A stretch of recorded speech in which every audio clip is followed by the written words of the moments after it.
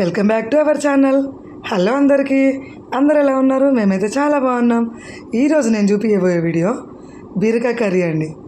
అంటున్నారు, నాకు అర్థమవుతుంది, ఏంటండి ఈ కర్రీ కూడా చూపించాలని అనుకుంటున్నారు కదా. అట్లా అస్సలు అనుకోవద్దండి. ఎందుకంటే ఈ కర్రీ కూడా చేయరాని వాళ్ళు చాలామంది ఉంటారు. సో ఇది బీరకాయ కర్రీ జస్ట్ ఆవిర్ల మీదనే ఉడికియాలండి. ఎంత బాగుంటుంది అంటే అంత బాగుంటుంది. ఒకసారి అయితే వీడియో ప్రాసెస్ చూసి మీరు చేసి చూడండి. సేమ్ మటన్ కీమా తిన్నట్టే ఉంటుంది ఫీలింగు, అంత బాగుంటుంది.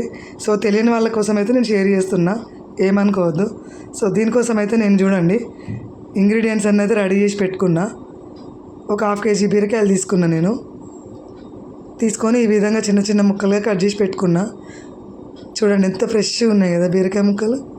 ఇట్లా ఈ విధంగా ఇందులోకి ఏమేమి అవసరమో అవన్నీ, పచ్చిమిరపకాయలు కానీ, ఉల్లిపాయ ముక్కలు కానీ, కారము, అల్లం వెల్లుల్లి పేస్ట్, ధనియా పౌడరు, పసుపు, మెంతాకు.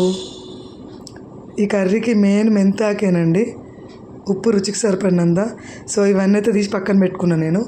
సో నెక్స్ట్ ప్రాసెస్, ఒక వెడల్పు గిన్నె పెట్టుకొని పొయ్యి మీద ఒక 3-4 టేబుల్ స్పూన్ల ఆయిల్ అయితే వేసుకున్నా. ఆయిల్ వేడైన తర్వాత పోపు దినుసులు వేసుకోవాలి. పోపు దినుసులన్నీ కొంచెం కలర్ మారిన తర్వాత పచ్చిమిర్చికాయలు వేసుకోవాలండి.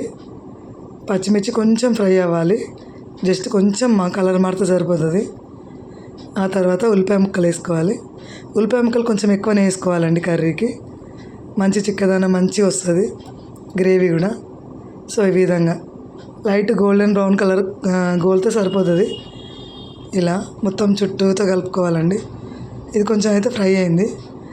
దాని తర్వాత మెంతాకు వేసుకోవాలండి. మెంతాకుని మంచిగా ఫ్రై చేసుకోవాలండి ఆయిల్లో, పోపులా మంచిగా నూనెలో కలిసేటట్టు మంచిగా మొత్తం ఫ్రై అవ్వాలి కంప్లీట్గా. అంత బాగా ఫ్లేవర్ అంతా మొత్తం పచ్చిమిరపకాయలకి ఉల్లిపాయలకి కలవాలి. సో ఇప్పుడైతే సరిపోయింది, అట్లా మంచిగా గోలింది. దాని తర్వాత పసుపు, అల్లం వెల్లుల్లి పేస్ట్ వేసుకోవాలి. వేసుకొని ఇది కూడా మంచిగా కలిసేటట్టు ఈ విధంగా నిదానంగా మొత్తం కలిసేటట్టు కలుపుకోవాలండి. ఇలా మొత్తం కలిసిపోవాలి. సో ఇదైతే మంచిగా పర్ఫెక్ట్గా అయింది.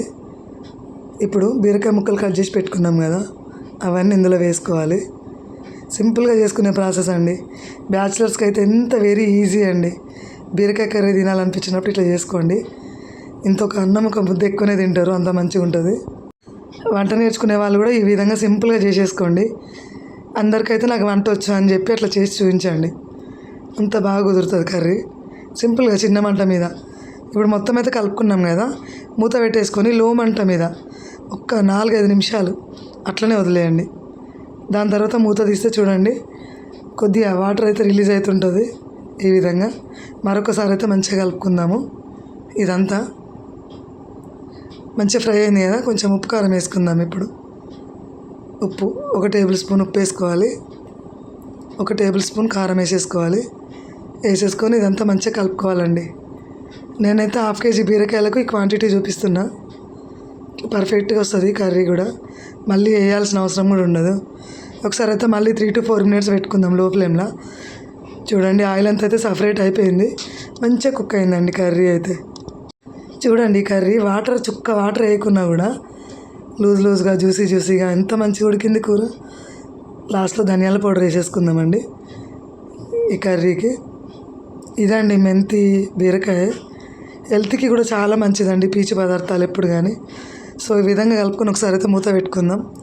ఇప్పుడు ఒక 3 minutes అయితే సరిపోతుంది. పర్ఫెక్ట్గా ఉడికిందండి కూర అయితే. చూడండి ఎంత బాగుంది కదా. మీరు కూడా ఇదే విధంగా ట్రై చేయండి. మీకు ఎలా కుదిరింది అనేది కామెంట్ రూపకంగా నాకు మెన్షన్ చేయండి, నేను హ్యాపీ ఫీల్ అవుతా. So see you next video. Thanks for watching అండి. మీరు అసలు మటన్ కీమా తిన్నట్టే ఉంటుంది, సేమ్ అట్లనే ఉంటుంది పర్ఫెక్ట్గా. ఒకసారి చేయండి. ఇది చపాతీకైనా రైస్కైనా చాలా బాగుంటుంది. ఓకేనా? Bye friends.